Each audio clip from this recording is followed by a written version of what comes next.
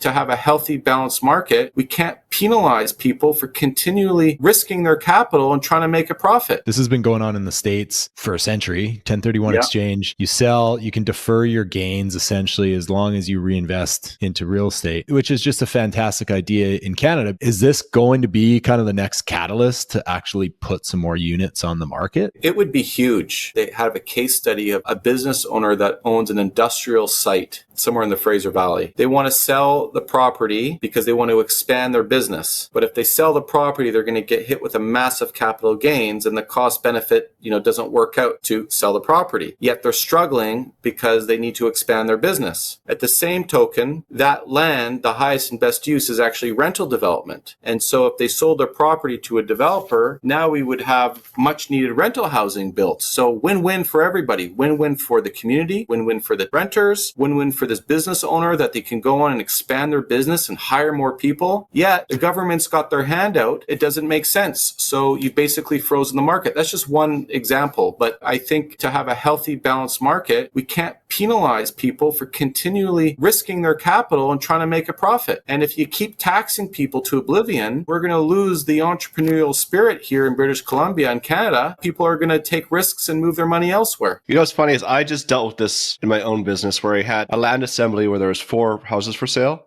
Yeah. And then the 5th one, the corner one, was kind of like the money property to the whole thing, was a rental property. So I approached them and said, do you want to sell so that we can build an apartment block? They said, no, because if I sell, I'm going to get killed on capital gains. That's right. So they just didn't sell. So the corner one's still there. The other 4 sells. And now they're building like 16 townhomes when it would have been like 72 unit. That's right. Building, all because of the one person. And she's right. She would have effectively not made any money because of that. Yeah. Makes more sense for her to just keep the property as like a duplex rental with 2 units there. And it's not always on the big scale too, right? Like a lot of people think this legislation comes down and it's going to just support developers. But even if somebody has a small condo that they've been renting out for years and years and years, they're better off just to refi it and defer those gains and keep it as a rental. But what if a first-time home buyer wants to buy an affordable condo? Well, if they, remove this capital gain or do a rollover, that allows somebody to buy that as a home. So yeah, huge opportunity with this.